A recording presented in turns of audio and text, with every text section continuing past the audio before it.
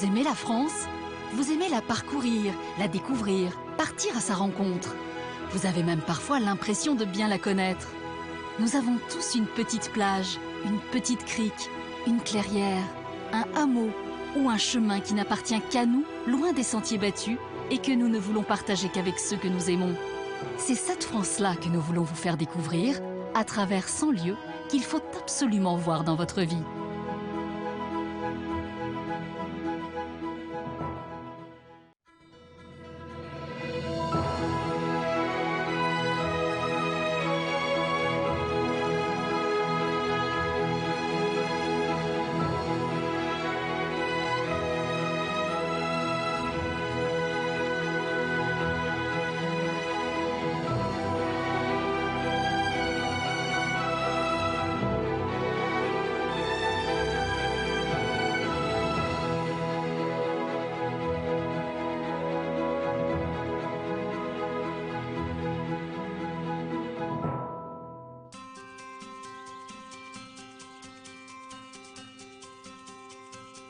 On pourrait le surnommer le discret, tant il préfère la retenue à l'ostentatoire. Avec ses douces collines, ses forêts vert tendre et ses manoirs tout aussi cachés que raffinés, le Perche, ancienne province historique de notre bel hexagone, mérite qu'on y flâne. À cheval sur 4 départements, l'Orne, l'Eure-et-Loir, la Sarthe et le Loir-et-Cher, cette campagne bénéficie de l'appellation Parc naturel régional tant elle est préservée. C'est la mangrove du Perche. C'est la mangrove du Perche, exactement. Moi, j'ai toujours rêvé de pouvoir m'y promener en canoë. Au détour de forêts de hêtres et de chênes séculaires, un chapelet de villages, de manoirs et de châteaux de toute beauté attendent votre visite. C'est un donjon qui m'a toujours fasciné, en fait, de se dire que c'est quelque chose qui a plus de 1000 ans. Nous vous entraînons sur les chemins, dans les forêts et les résidences seigneuriales du Perche, avec ceux qui n'ont pas leur pareil pour en parler. J'adore cet endroit. Ça fait comme un petit jardin secret.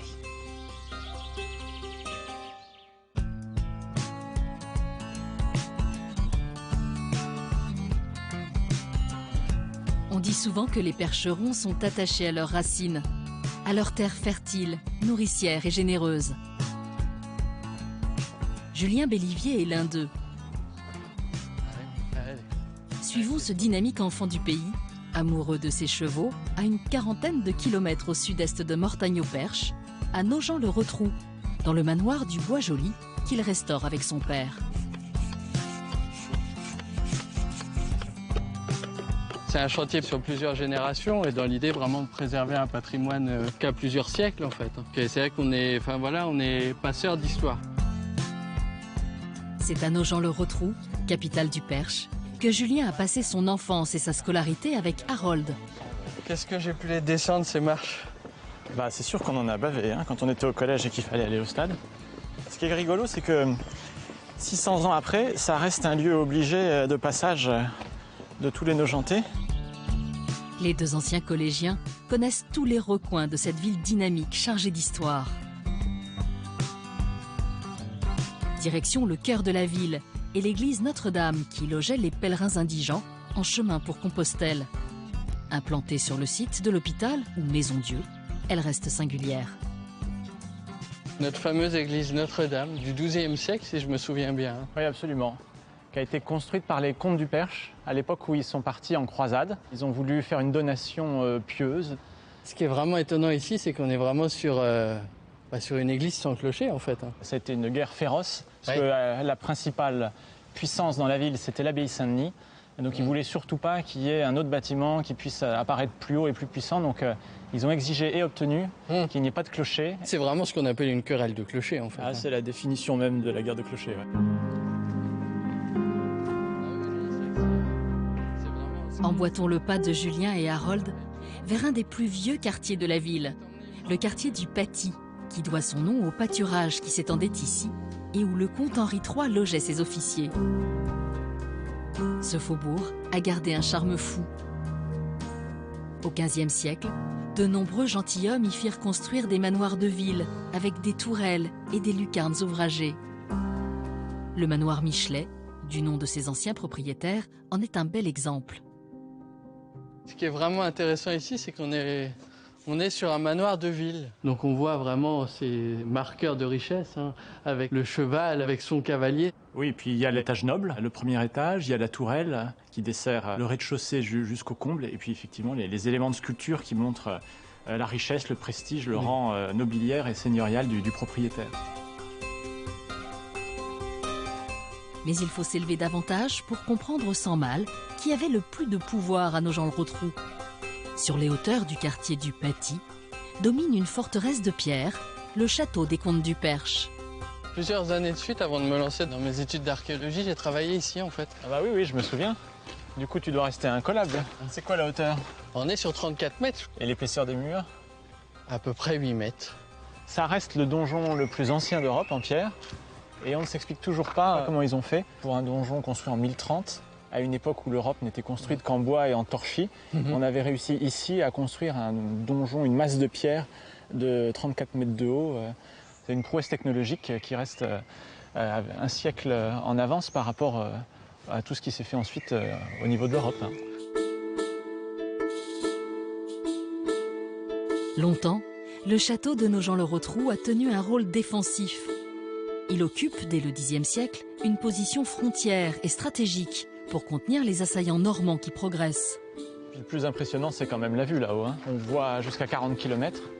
Au XIIe et XIIIe siècle, un mur d'enceinte et 7 tours viennent le fortifier davantage.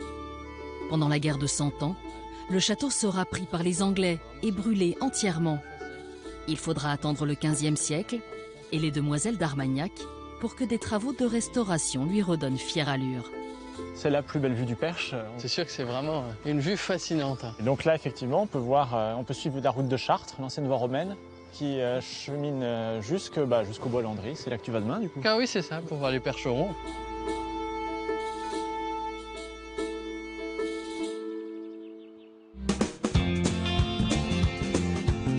Destination le domaine forestier du bois Landry, au lieu dit la Graiserie, pour Julien et son ami Xavier, qui partagent l'amour du perche et de son cheval de trait, le percheron. Falco, viens là mon gros, viens. Falco, un robuste étalon, va leur prêter main forte pour un entretien écologique du massif forestier. On est vraiment sur une race polyvalente en fait, avec possibilité de faire différentes choses. Et, À gauche. on connaît le débardage, on connaît la vigne, mais c'est vrai que le fait d'entretenir une marche, c'est vraiment important. Gauche. Encore. Bien. Gauche. Falco va avoir la mission d'arracher sans abîmer les écosystèmes, les saules qui ont poussé autour d'une mare et qui l'assombrissent. Allez, devant. Allez mon pépère. Oui, allez. Bon garçon. Oh, doucement. Pour arracher des saules comme ça, c'est idéal.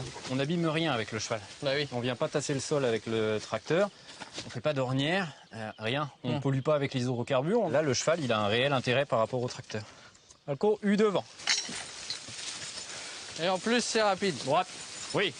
Il n'y a pas besoin de monter et descendre du tracteur. Là-haut. Le percheron a toujours secondé l'homme dans sa tâche. Longtemps, il tracta les attelages, ce qui lui valut le surnom de diligencier. Devant. Devant. La motorisation des transports fait décliner la race, mais sa puissance et sa docilité lui ont toujours valu les faveurs des hommes du Perche. En 2 heures de temps, Falco et ses hommes ont dégagé la mare des saules qui lui faisaient de l'ombre.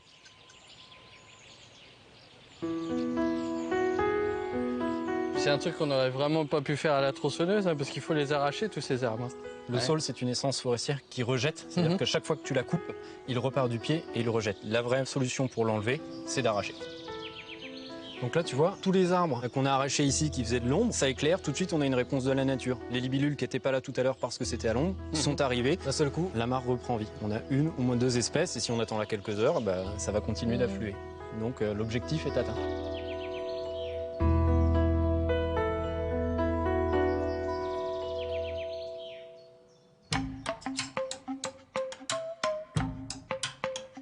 En vous promenant dans le Perche, en arpentant ces villages pittoresques, n'hésitez pas à lever le nez et vous verrez sur le toit de drôles de scénettes. Des percherons bien sûr, des coqs, des chats ou d'autres figurines en métal qui tournicotent pour vous donner le sens du vent. Allez, salut Thierry. J'ai retrouvé cette girouette au bois joli, du coup, il devait y avoir un atelier de charbon, en fait. Ah bah oui, probablement, oui, c'était pour signaler, ça servait d'enseigne, ça signalait l'endroit. C'est dans son atelier du bourg du Mage que Thierry Sauret, artisan, perpétue la tradition de la fabrication manuelle de girouettes. Tu crois que c'est le genre de truc que tu pourrais refaire, ça? Ah oui, oui, ça c'est une scène qu'on peut refabriquer, oui, il n'y a pas de problème. Bah, je vais te montrer, là il y en a une, tiens. Tu Ah oui, génial. Oui, fameux Voltaire, du coup, avec son meneur. Voilà, le cheval perchon. Ouais. Eh bien, tu l'as juste là. D'accord. Regarde. Ah oui, non, mais on reconnaît vraiment le percheron de 1884. Voilà, c'est la scène qui a été reprise, c'est donc à l'identique et qui a été fabriquée en girouette. Avec l'amour du travail bien fait chevillé au corps, Thierry lime cuivre ou laiton pour donner une forme au gré des commandes de ses clients. Chez les Sauret, pas question de faire la girouette. On reproduit les mêmes gestes depuis des générations. C'est une vraie histoire de famille chez toi, la girouette, en plus. Hein. Ton grand-père était girouettier, c'est ça, hein? Pendant la Première Guerre mondiale, dans les tranchées, tu avais les soldats, il y avait des périodes où il n'y avait pas forcément la guerre en permanence. Donc, ils fabriquaient des avions. Ils s'en fabriquaient en obus. Ils fabriquaient le corps de l'avion et avec un morceau de cuivre qu'ils découpaient, ils arrivaient à faire l'hélice. La confection de ces figurines n'était pas un simple passe-temps pour les soldats. Elle leur donnait des renseignements précieux. Grâce à elle, ils pouvaient connaître le sens du vent et éviter ainsi les gazages. Passionné par son métier, Thierry est intarissable sur l'histoire des girouettes et leurs petits secrets. Et tu vois, là, Julien, regarde, Oui. Tu sais ce que c'est? Ah bah oui, un impact de balle. Hein. Voilà, oui. Quand on Comment revenait... ça se fait, ça? Les anciens, quand ils revenaient bredouille de la chasse, hein, les chasseurs, eh bien souvent, pour se prouver qu'ils étaient encore agiles au tir, encore bons tireurs, qu'ils visaient encore bien, eh bien, ils tiraient sur les girouettes. Les coques de clocher que l'on démonte, bien souvent, il faut reboucher les trous. D'accord. Parce que tu vois le jour au travers. Je savais pas du tout, c'est un truc que j'apprends. Cible des chasseurs, les girouettes s'en moquent et s'amusent toujours autant à jouer avec le vent. Elles paradent fièrement sur les maisons percheronnes, des plus modestes aux plus cossues. Comme celle du château de la Rivière, à Pongouin. Au-dessus de la porte d'entrée, Julien, tu reconnais évidemment. Le blason de la famille d'Aligre. Voilà, enfin, ce qu'il en reste, puisque tu as vu que les révolutionnaires se sont fait plaisir et l'ont bien martelé.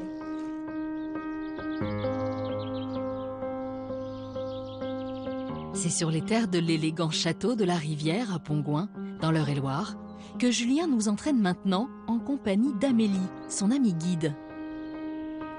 Tu devineras jamais, ici on a 450 hectares. Ah oui. On arrive sur quelque chose de vraiment impressionnant, quoi. Construite au XVIIe siècle sous le règne de Louis XIII par la famille d'Aligre, une noblesse de robe française, la bâtisse a été peu modifiée depuis 4 siècles et reste typiquement percheronne.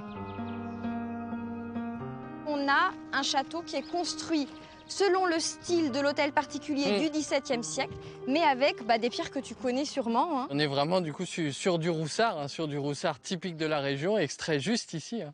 Le grès roussard qui est comme ça très rouge parce qu'il a plein de fer à l'intérieur et qui est une des 2 pierres typiques de notre région. Et puis la deuxième pierre typique du Perche, c'est le fameux grison, qui est une pierre qui est beaucoup moins noble. C'est une pierre qui était vraiment utilisée beaucoup plus pour les communs, hein, pour la partie agricole en fait. Exactement. Malgré tout, ces 2 pierres, elles se ressemblent, mais elles n'ont pas la même noblesse.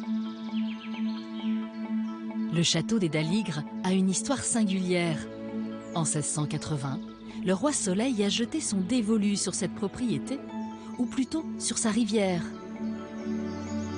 Au XVIIe siècle, Louis XIV est dans la période la plus glorieuse de son règne. À Versailles, son château et ses fastueux jardins doivent être à la hauteur de sa grandeur, et ses fontaines jaillir d'eau. Il n'y a pas d'eau à Versailles. Oui. Donc du coup, toute sa vie, il va aller chercher de l'eau partout, dans la Loire, dans la Seine, et puis ici, à Pongouin. Il a décidé de complètement détourner le lit de l'Eure en fait. Voilà, c'est incroyable. Pour satisfaire les délires hydrauliques du roi Soleil, il faut le débit constant d'une rivière. Celle de l'Eure étant la plus proche, on se met en tête de la détourner jusqu'à Versailles. C'est ici, à 80 km du château, que le projet du canal prend sa source. Mais 3 années après les premiers coups de pioche, les ouvriers réquisitionnés sur le champ de bataille troquent la pelle pour le fusil. Le projet du canal de Louis XIV est stoppé net dans les Yvelines, à quelques kilomètres seulement du château du Roi. Tu vois, le reste du chantier absolument pharaonique de Louis XIV, imagine 30 000 ouvriers. C'est fascinant, puis dire que c'est un chantier qui s'est quand même arrêté 20 km avant Versailles. Le chantier s'est arrêté pour la deuxième passion de Louis XIV, qui est bien sûr la guerre. La guerre, évidemment. Pongouin devait rejoindre Versailles, mais au final, 20 km et puis ça n'a pas été. Le château de la Rivière a une histoire riche d'anecdotes. Son actuel propriétaire, Édouard de Vitry, en est tombé amoureux en 2009 et s'échine à le restaurer. Je t'emmène voir les boiseries du grand salon. Ah oui. C'est un endroit où nous avons passé un temps fou à remplacer des morceaux abîmés des boiseries d'origine du château. Et au-dessus de ces boiseries, tu vois les tableaux de la famille d'Aligre qui ont construit le château où nous sommes. Là, du coup, j'imagine qu'on est sur Étienne d'Aligre. Hein. Absolument. Et à sa diagonale en face, son fils, qui sont tous les deux représentés dans leur tenue d'apparat de garde des Sceaux. Avant d'occuper les plus hauts postes à la cour, les d'Aligre sont, dès le XVe siècle, les gestionnaires du grenier à sel de Chartres et amassent une petite fortune. Ils investissent au fil des ans massivement dans le foncier, jusqu'à comptabiliser pas moins de 99 propriétés réparties sur toute la France. Les d'Aligre étaient une des familles les plus riches de France, probablement une des 5 les plus riches de France, qui avaient à leur service unique 3 notaires à temps plein pour gérer leurs affaires. Ils avaient des terres partout en France. Et des terres absolument gigantesques. C'est pour ça qu'on dit en fait qu'ils pouvaient traverser la France, aller de Bordeaux à Paris uniquement par leurs terres, c'est ça hein? Absolument, à cheval, sans jamais quitter leur domaine. Je vais t'emmener dans une partie qui est en cours de restauration, très différente de ce que tu as vu jusqu'à maintenant. D'accord. Là, je t'emmène dans une aile qui n'a rien à voir avec l'autre. Ah oui. Le XXe siècle va sonner le déclin des d'Aligre. Le domaine est vendu et passe de main en main, jusqu'à devenir en 1954 la propriété d'Albert Courtine, producteur et distributeur de films, qui lui redonne une vie festive. Tiens, Julien, la date de construction de cette partie. Ah oui, 1628 quand même. Là, nous sommes dans l'ancienne cuisine du château. Là, tu as ce qu'on appelle un potager pour faire réchauffer les plats. Il est vraiment magnifique ce potager, hein, avec sa maçonnerie en briques comme ça pouvait se faire à l'époque, sa faïence sur le dessus. Et une immense cheminée qui permettait de faire rôtir des animaux entiers. Et tu imaginais ici une vie assez festive autour de ces rôtisseries. Dans les années 50, c'est vraiment des grands personnages comme Ventura, comme Gabin, Audiard ont pu festoyer, comme on dit. C'était leur salle à manger. Tu les imagines s'amusant, se tapant la cloche devant le feu avec le cochon de lait, faisant un ripaille de manière, on peut l'imaginer, assez colorée. Les tontons flingueurs en personne au château de la Rivière. Une incroyable destinée pour cette bâtisse percheronne.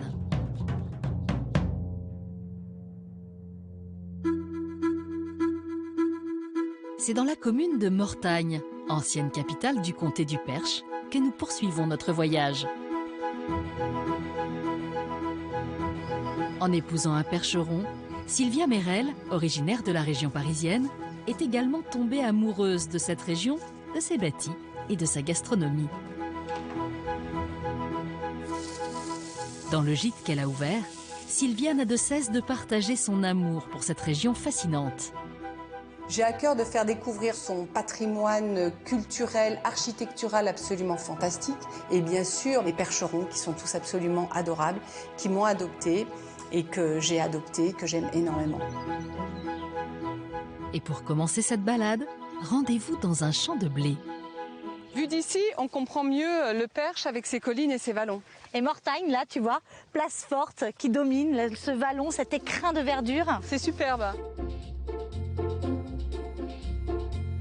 C'est en compagnie d'Adèle, responsable de l'Office du tourisme, que Sylvia nous entraîne à la découverte de ce qui fut la capitale et le lieu de villégiature favori des comtes et comtesses du Perche, Mortagne. Cette ancienne ville fortifiée recèle des trésors cachés, comme cette maison qui aurait accueilli pour la nuit le roi Henri IV et devant laquelle nos deux guides ne font que passer. Voilà les trésors que cachent les murs d'enceinte des maisons de Mortagne. On dirait un manoir. C'est un manoir en ville, mais un manoir, ce n'est pas un manoir des champs, mais un manoir urbain, citadin. Alors là... Une façade réglée par 2 larmiers saillants, une tour carrée avec un décroché de toit. Cette bâtisse est bien un manoir, comme on en trouve tant dans le Perche. Je vais pas te l'apprendre, mais tu sais qu'on comptabilisait environ 250 manoirs dans le Perche. Absolument, environ 250 manoirs sur le bord de l'Huisne. Tu sais d'où vient le mot manoir?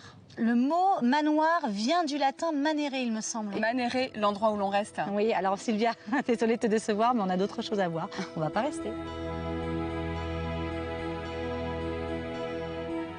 Après ce petit cours linguistique, direction, sous un soleil de plomb, les sous-sols de Mortagne et la crypte Saint-André.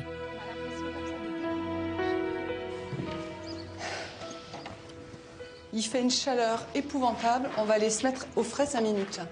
Située sous l'actuel tribunal, cette crypte est l'unique vestige de la collégiale des chanoines de Toussaint détruite à la Révolution. C'est immense. Ouais, tu vois, Construite en 1203 par la comtesse Mao de Bavière, elle doit sa résurrection aux Mortagnais. C'était un dépotoir, Oui. tout le monde venait y déverser ses détritus. Elle était remplie. C'était devenu le terrain de jeu en fait des gamins du quartier. Ouais, et je crois que même ton père... Ouais, je dois dire qu'il est venu y faire les 400 coups un peu ici. Mais un beau jour, les habitants de Mortagne ont retroussé leurs manches et déblayé la crypte Saint-André, de style gothique, pour lui redonner toute sa superbe. Et regarde là, juste au-dessus de nous, un décor peint sur cette clé de voûte. Un décor floral. Oui, absolument, regarde, avec ses peintures rouges. Des piliers massifs divisent la salle en 2 nefs et 3 travées, aux larges croisées d'ogives. Au XIIIe siècle, les pèlerins s'y recueillaient pour prier leurs morts. Ils rejoignaient ensuite, par des escaliers, la collégiale située au-dessus. Adèle et Sylvia poursuivent leur déambulation à travers Mortagne pour rejoindre un autre endroit caché et très préservé, rattaché aujourd'hui au site de l'hôpital de la ville, la chapelle et le couvent des Clarisses de Saint-François. Tu vois Adèle, quand je vois un cloître pareil, qui est le dernier de l'Orne, je me dis que j'aurais pu être Clarisse et vivre une vie de contemplation et de méditation. Ah non, une vie au service des pauvres dans le dénuement le plus total. Voilà à quoi ressemblait la vie d'une Clarisse en 1502. C'est quand même un endroit magique, Adèle. Regarde, une architecture exceptionnelle et des chambres juste ici, à l'étage. Non, les chambres, on appelle ça des cellules. Ça te repositionne un petit peu le 4 étoiles. Au XVIe siècle, les Clarisses qui avaient choisi une vie de charité et de béatitude vivaient ici. Elles venaient en aide aux plus pauvres et aux malades de la lèpre qui sévissait dans toute la région. C'est l'une d'elles qui est à l'origine de la construction de ce cloître et de sa chapelle attenante. On parle toujours des contes du Perche, mais Mortagne, plus spécifiquement, c'est quand même une histoire de femmes. Oui, une histoire de femmes, de bâtisseuses, des femmes de caractère, les 3 comtesses. Les 3 comtesses, dont Marguerite de Lorraine. Absolument, qui a bâti ce cloître, ce couvent et la chapelle Saint-François. Veuve du duc René II d'Alençon, la généreuse et dévote Marguerite de Lorraine a marqué la ville de Mortagne. Pendant les années de régence, elle assainit les finances du duché, réforme les coutumes et humanise la vie sociale en assurant une aide aux pauvres et aux malades. Elle vivait complètement recluse, tu sais, en compagnie des Clarisses. Elle avait fait le choix, en fait, de ce couvent. Et donc, elle assistait à la messe depuis ce balcon, en compagnie des malades qui, eux aussi, étaient empêchés de descendre. De cet endroit stratégique, en fait, elle pouvait assister à l'office, être proche du chœur, également du cœur de son époux. Tu connais l'histoire ? Parfaitement, qu'elle avait fait enterrer juste en dessous son balcon ajouré. René duc d'Alençon, qui l'aura suivi jusqu'à la fin de sa vie, à ses pieds et proche du chœur pour écouter l'office. Dédiée à Saint François d'Assise, la discrète chapelle du couvent des Clarisses est une pépite. Mise à mal pendant la Révolution, elle a été restaurée au XIXe siècle. Si vous y passez, prenez le temps d'admirer ses boiseries sculptées et levez la tête pour contempler les peintures de sa voûte lambrissée représentant des scènes de la vie de Saint François. As-tu fini tes pérégrinations dans le Perche? Absolument pas. Demain, je pars visiter la forêt humide. Ouh là là, prends tes bottes. T'inquiète pas, j'ai tout prévu.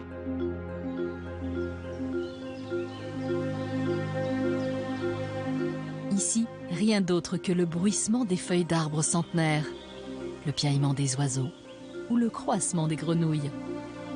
C'est sous un toit de verdure d'une dizaine d'hectares et au cœur d'une biodiversité incroyablement riche, que Sylvia et Gaël, guides conférenciers, déambulent dans ce que l'on appelle la forêt humide des Mousseuses.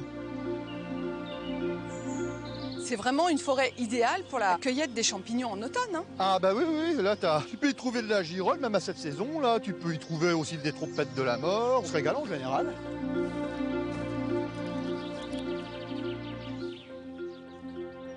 Et dans cette forêt magique, on trouve également une plante étonnante, la bourdaine. La bourdaine a une particularité, c'est que le chevreuil raffole de la bourdaine, et comme ça contient beaucoup de sucre, il y a une réaction chimique qui se passe au niveau de l'estomac, hein, et puis ça va produire de l'alcool, et on rencontre effectivement des chevreuils... des chevreuils qui titubent. Des chevreuils qui titubent à la Ferté-Vidame. Dans la forêt humide. Moi, je vais bientôt pouvoir ouvrir un bar qui s'appellera À la Bourdaine.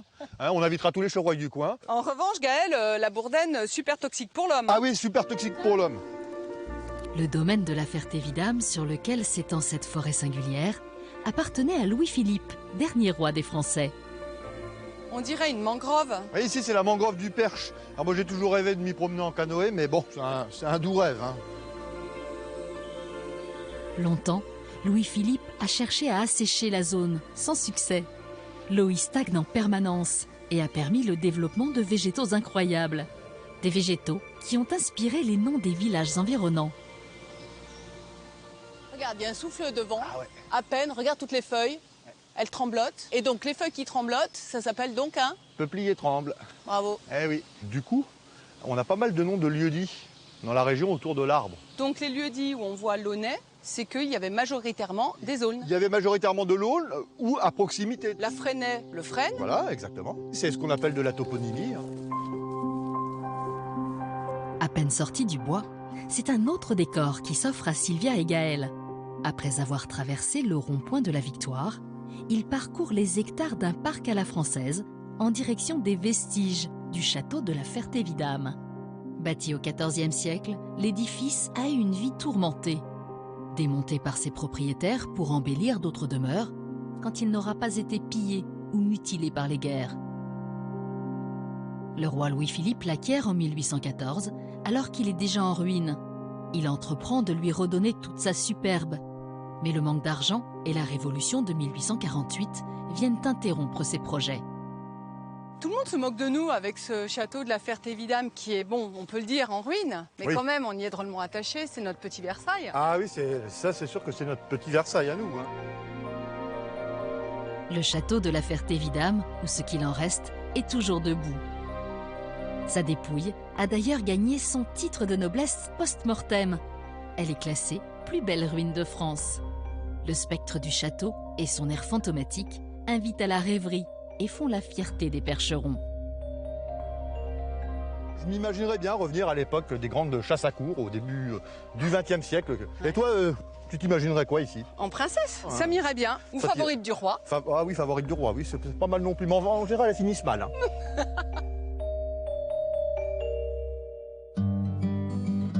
Dans cette région de l'Orne, si quelques châteaux ne sont pas au mieux de leur forme, il est une tradition culinaire qui se porte à merveille, celle du boudin. Et voilà le boudin, Laurent! Du boudin noir, évidemment. Mon grand-père, quand j'étais petite, il nous faisait du boudin une fois par semaine parce que ça contient plein de fer. Exactement. C'est du sang, des oignons et du lard.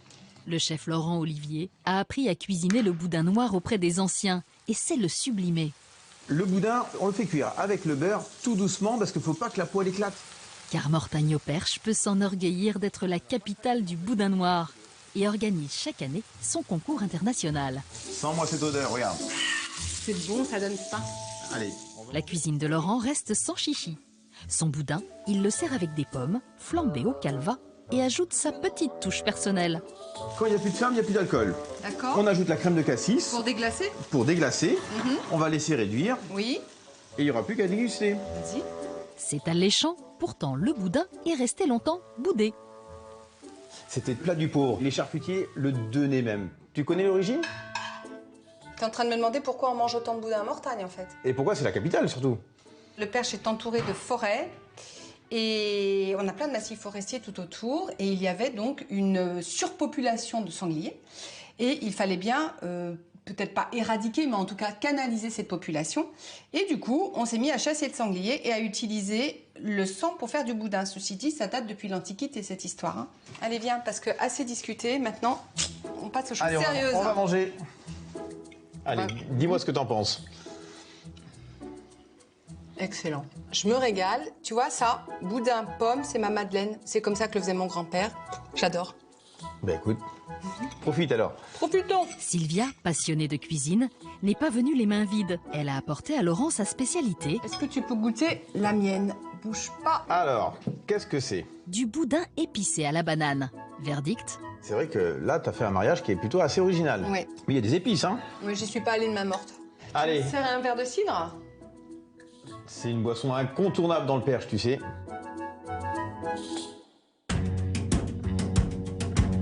Qu'on se le dise, jusqu'au fond des bois, les forêts de Mortagne au Perche et ses alentours n'abritent pas que des meutes de sangliers qui rassasient depuis des millénaires les percherons.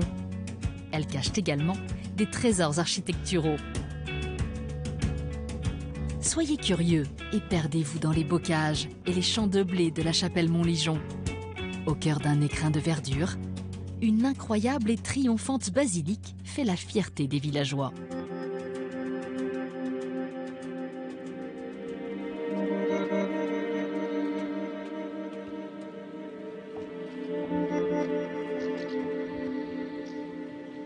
Cet édifice néogothique de pierre blanche calcaire, partagé en 3 nefs bordées de 16 chapelles, offre avec son ensemble de vitraux évoquant la communion des saints, un incroyable jeu de lumière. Comme de nombreux pèlerins qui passent visiter ce chef-d'œuvre, Sylvia est venue déposer une plaque de marbre en souvenir d'un proche défunt, en compagnie de Don Paul Denisot, le recteur du sanctuaire. Je t'ai apporté l'ex-voto pour mon ange gardien. Pour ton frère. Ce que je te propose, c'est que nous allions le confier à Notre-Dame libératrice. D'accord. C'est pour elle que l'abbé Buguet a fait construire cette œuvre colossale.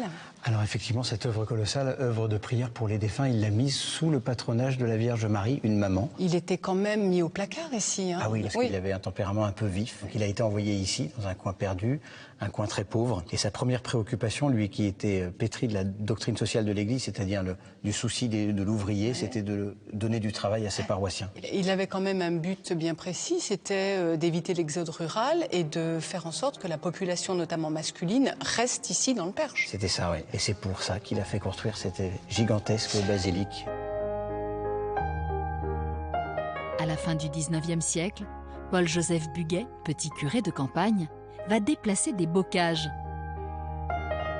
Profondément attaché à sa terre natale percheronne et à ses paroissiens, il œuvre à fonder une association pour les âmes délaissées et fait connaître ce projet en développant dans son presbytère une imprimerie. Très vite, les dons affluent. Les ouailles de la chapelle Montligeon ont tous repris une activité et se démènent à faire sortir de terre leur cathédrale en un temps record. Il commence les travaux de la basilique en 1896. Il les achève en 1911 pour une première messe qu'il célèbre ici. Ensuite, il va vivre en Italie. Il meurt d'épuisement à Rome en 1918. D'épuisement? Oui. C'était vraiment un grand bonhomme. Un grand bonhomme.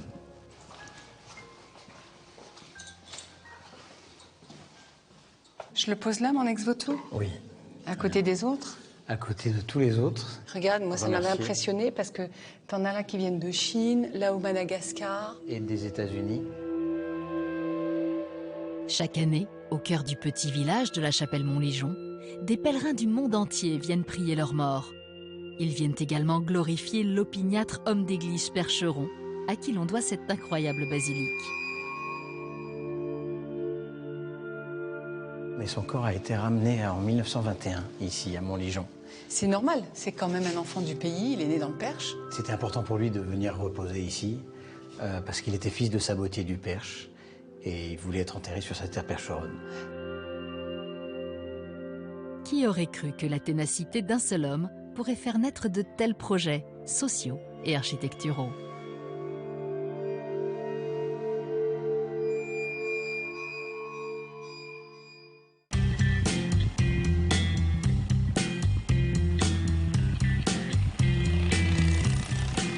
pied, à vélo ou en Solex, le Perche mérite qu'on le sillonne. C'est près du pittoresque village de la Perrière que nous retrouvons Bruno Morancé. Cet enfant du pays a repris le magasin de ses parents à Bellem, et ce n'est sans doute pas un hasard. Cette bosse, c'est peut-être la bosse du commerce. Car c'est dans cette commune de l'Orne qu'Aristide Boucicaut, marqué d'une bosse sur le front, fondateur du Bon Marché à Paris, pionnier du commerce moderne, a lui aussi passé sa vie. J'aime la passion qu'ont les gens à vouloir résider dans des lieux comme ça insolites, qui ont un charme particulier. Suivons Bruno dans cette dernière pérégrination percheronne. Elle commence à la Perrière, un petit village protégé où Bruno retrouve Emmanuel, un riverain. Emmanuel, moi, ce qui m'amuse vraiment dans toutes ces petites ruelles, c'est le nom qu'ils ont donné aux rues. Ruelle puante, oui. Rue Sale. Oui, rue Sale aussi. Ça vient oui, de Nuillerie. Nuillerie, mais il y a la tannerie aussi. Il y a la tannerie aussi, oui. Ça travaillait le lin. Et le lin générait des déjections qui ne sentaient pas vraiment bon et qui s'évacuaient dans ces ruelles, donc d'où les noms de ruelle puante et rue Sale. D'accord. Et là, on va arriver rue Sale. Oui, exact. Ah oui, à droite. Et comme beaucoup de rues de la Perrière, il n'y a pas de numéro de maison sur les... dans cette rue. Oui, j'avais remarqué. Bon, alors le facteur, comment il se débrouille? Il dit, je vais chez Madame Cagé, qui était la propriétaire d'il y a 100 ans. Il y a des jolis rosiers encore. Ouais. À la Perrière, si les adresses ne font pas rêver, elle tranche avec le charme de cette petite bourgade de l'Orne où résident quelques 300 âmes. Aujourd'hui endormies, les rues, comme les maisons, racontent l'histoire d'un village hier prospère. Une huilerie, une tannerie, mais également des bois environnants, offraient du travail à des centaines d'ouvriers. La grosse industrie quand même de la région, ça reste quand même la forêt de Bellem, plantée par Colbert, qui a apporté un travail extraordinaire pour la région. Toutes ces maisons ouvrières sont les maisons dans lesquelles habitaient les gens qui travaillaient des métiers du bois. Les gens travaillaient l'été en forêt et l'hiver dans leur cave et ils fabriquaient des voiles pour les bateaux. Donc l'été, ils faisaient les mâts des bateaux, l'hiver, ils faisaient les voiles des bateaux. Et tout ça, la plupart n'ayant jamais vu la mer.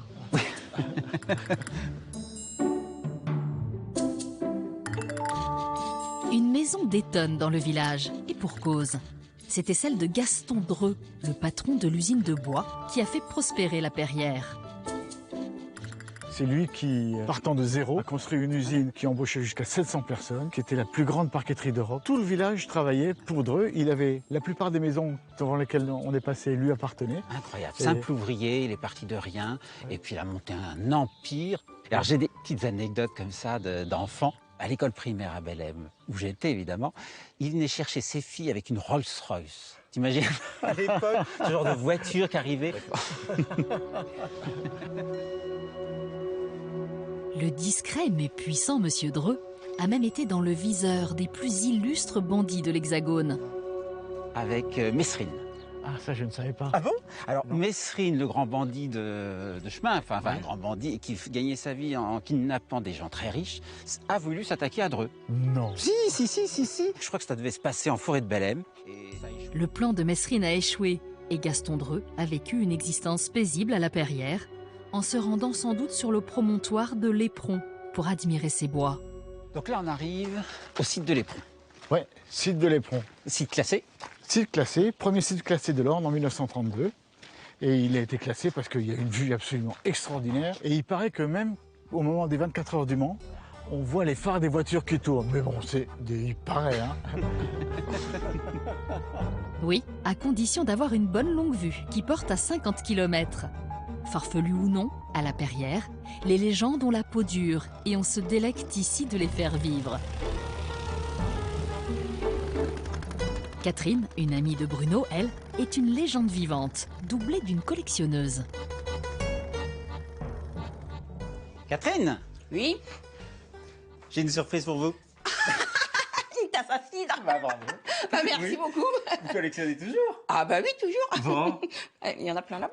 Sais-tu pourquoi il y avait autant de taches à cidre dans le Perche? Ah bah oui, le café, c'était trop onéreux. Donc, et puis les pommiers, il y en avait partout. Donc ça servait pour le petit déjeuner, pour tout. Le cidre, chaud, froid, selon les saisons. La maison de Catherine est un petit cabinet de curiosités. Depuis des années, elle chine dans toute la région des tasses à cidre et des moulins à café. Mais la vraie passion de Catherine est le filet perlé qu'elle confectionne comme personne.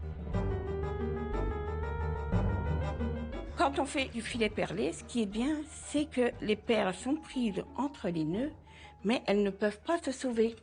Ça te paraît si simple quand tu le fais. Tu penses que j'arriverai à réaliser Pas de raison. Bon. J'essaye? Ouais. Allez, ok. Allez, on y va. Je mets des lunettes. Mais... Ah, c'est nettement mieux. Si la fabrication de la dentelle a fait la réputation des villes d'Alençon et d'Argentan, celle de la technique de broderie du filet perlé est made in la Perrière. Et c'est loin d'être une sinécure. Oups là, je tremble un peu. Hein. Ouais, voilà. Alors, je tire. Et Alors, lequel? là, c'est la petite maille qui est là, juste à côté. D'accord, je la vois. Et je le maintiens avec le pouce. Voilà. Plus compliqué, là. Il faut bien la glisser dans la maille. Pas facile, hein. Je galère. Voilà, on tire. Oups. Ah, loupé. Loupé. Voilà. Je pense que la robe va pas être prête demain. Ah ben, si on vous demande une robe de mariée... Hein. Bon, on fera juste le décolleté, alors. Voilà. Si je me trompe pas, l'origine, c'est bien des filets de pêche. Et les gens ont pris modèle sur les filets de pêche pour faire des gypsières et des épuisettes. Et puis un jour, les dames, elles ont dit, on va faire plus petit. Alors, ils ont commencé à faire des filets à chignon. Et puis après, elles ont fait de plus en plus fin, des rideaux. Et après, elles ont fait le filet perlé. Et les grands couturiers se sont intéressés Voilà. donc à cette fabrication. Il y a quand même eu jusqu'à 3000 filières sur la Perrière. Je reprends. Comme ça, on tient avec le doigt. À la fin du 19e siècle, des milliers de petites mains s'activaient dans le village à la confection de robes et accessoires pour les dames de la capitale. Dis-moi, Catherine, qu'est-ce que c'est? Ça, c'est un ridicule. Alors, il n'est pas terminé, mais c'est fait en perles de cristal. Et c'était un petit sac. C'était les dames qui allaient à l'opéra et puis au théâtre. Oui, la vie parisienne. Voilà. Patience et délicatesse sont sans doute les clés de la réussite du filet perlé. Je pousse la perle, je tire sur le fil. Dans cette maille-là. Bruno reprend son ouvrage et il n'a pas tout à fait tort. Les plus grands brodeurs sont des hommes. Ah, et ben alors j'ai espoir de réussir un jour dans le filet perlé. On tire. N'est pas François le Sage qui veut. Bruno devra encore travailler sa technique. Là, ici, voilà, oui. Bien.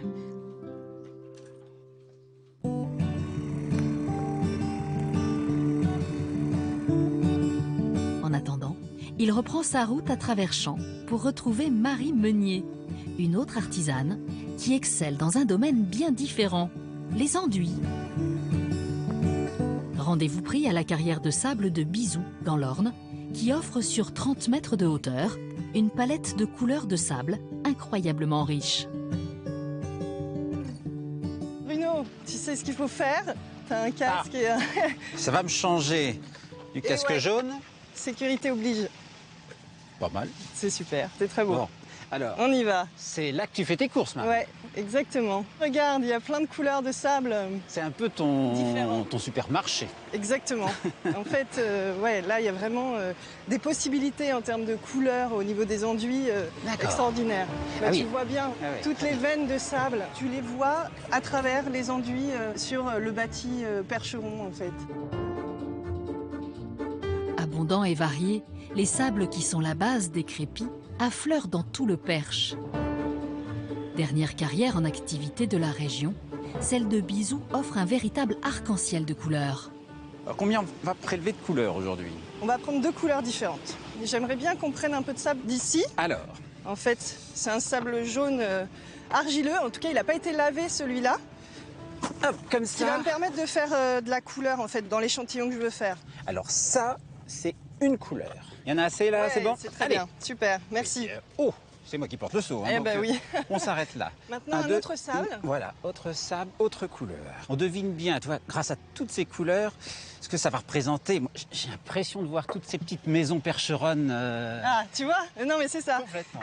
C'est tout à fait ça. C'est très spécifique au Perche. Hein. Avec vraiment. le sable. Donc, il est un plus jaune clair. oui, voilà, qui est plus clair, parce que celui-là, il est lavé, en fait. C'est bon? On a ce qu'il nous faut? On a ce qu'il faut. Bon, bah alors, il ne reste plus qu'à faire les enduits. C'est parti. C'est parti, je te suis. De l'avis de Marie, le sable percheron qui compose les 3/4 de la masse du mortier est de telle qualité qu'il ne se fissure pas. Pour convaincre son apprenti, Marie l'invite à passer dans le village voisin, devant une façade qu'elle a réalisée il y a quelques années. Là, tu vas me montrer, oui, à peu près tes dernières réalisations. Hein. Oui, c'est ça? tout à fait. Un exemple de réalisation avec 2 sables aussi différents, comme je t'ai montré à la carrière. Il y a eu un temps de séchage, là, c'est bon, là. Ah bah bien sûr, oui, il a 4 ou 5 ans, cet enduit, c'est la couleur définitive oui, là, qui va rester, oui. on aperçoit. Cet enduit, c'est aussi une vraie protection pour la maison. Exactement, mais oui, il a un rôle de protection de la maçonnerie et des pierres calcaires qui sont assez tendres. On continue? Alors, oui, j'abandonne pas mon solar, j'ai bien compris. Nos artisans enduiseurs n'en sont qu'aux prémices de leur petite entreprise. On va aller sur mon chantier. Les sables ont été choisis, il faut maintenant réaliser un mortier et le tester sur une façade qui en a bien besoin. Là, c'est le gros chantier, il y a de quoi faire.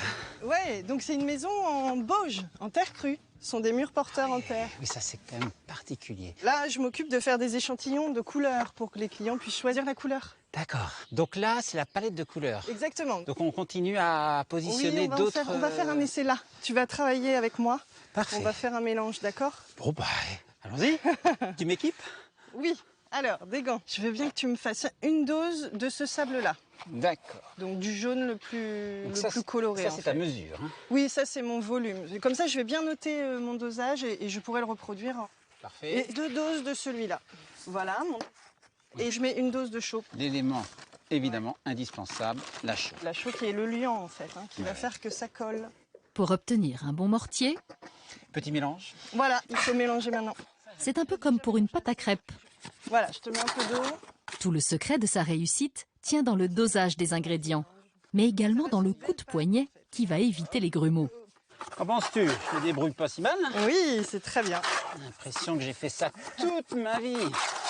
Reste maintenant non pas à faire sauter l'enduit, mais le projeter. Alors pour le jeter, on met les lunettes. Et pour ce faire, il faut également de la dextérité. Et en fait, je te montre une fois. Ça marche. Donc, en fait, le geste, il n'est pas forcément simple au début. Tu essaieras. T'essayes? Peut-être que tu te recules, non? T'as pas peur? Je me suis un peu reculée. Allez. Déjà. Ah, bien joué. Pas mal. Et je suis très bon aux fléchettes. C'est pour ça que je vise toujours au même endroit. Si, c'est bien. Ouh. Il comptait garder la boîte aux lettres, tu crois? Bruno a plutôt mis dans le mille. Il faut maintenant talocher l'enduit et le laisser sécher quelques heures pour qu'il prenne son aspect définitif. Vas-y, étale. Étale, toujours. Voilà. Ce geste-là. Voilà, essaye d'avoir une surface jolie, là. Voilà. Ah oui, d'accord. Oui, super. C'est très bien. Oui, mais j'avais un bon verre au tennis. Donc tu vois, regarde, ça se fait. Hein. Ouais, super. Pas mal? C'est ça, c'est parfait. T'as autre chose à me faire faire?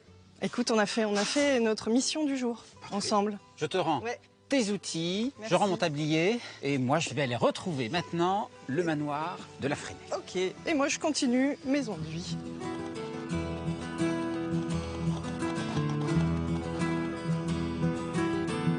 Dernière étape du périple de Bruno dans la région de la Perrière, une halte dans une magnifique bâtisse plantée au milieu des champs, le manoir de la Fresnay.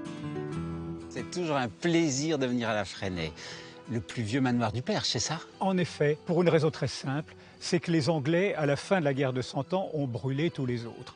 Et chaque fois que je reçois des visiteurs britanniques, je ne manque pas de les remercier, surtout en ce temps de Brexit, de la clémence dont ils ont fait preuve envers ce sympathique manoir. C'est génial, merci. J'adore cet endroit. Ça fait comme un petit jardin secret. Ah, le plus étonnant, c'est cette cheminée. C'était ici la salle d'honneur du manoir. Et qu'est-il arrivé? Manque d'entretien.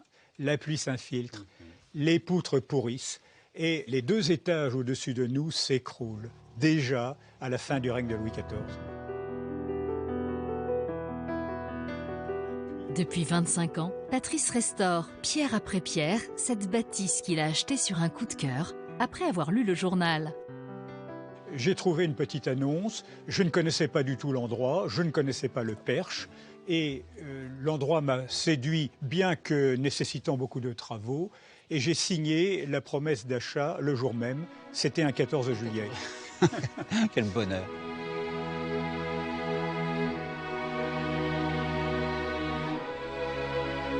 Patrice, l'opiniâtre sauveur de vieilles pierres, s'active à redonner toute sa superbe à son manoir, qui connut les guerres et plusieurs phases de construction. Si certains murs de pierre sont datés du XIVe siècle, l'intérieur de la bâtisse laisse voir un ouvrage exceptionnel d'une toute autre époque. Et voilà le fameux escalier Henri IV, construit sur un plus ancien. Il y a 2 escaliers. 2 époques différentes. En effet, l'escalier du Moyen-Âge, assez usé, qui descend vers les caves, et dessus, on a posé un escalier d'un tout autre type, Henri IV, qui n'a pas d'axe et qui tient grâce à un petit nombre de points. On peut le qualifier de chef-d'œuvre. C'est magnifique.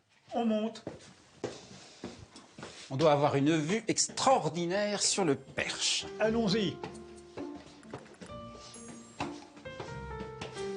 Patrice et Bruno pressent le pas pour grimper. Ah, voilà la vue. Car si l'escalier de ce manoir s'apparente à un chef-d'œuvre, la vue qu'il offre à voir du haut de ses étages est digne d'un tableau de maître.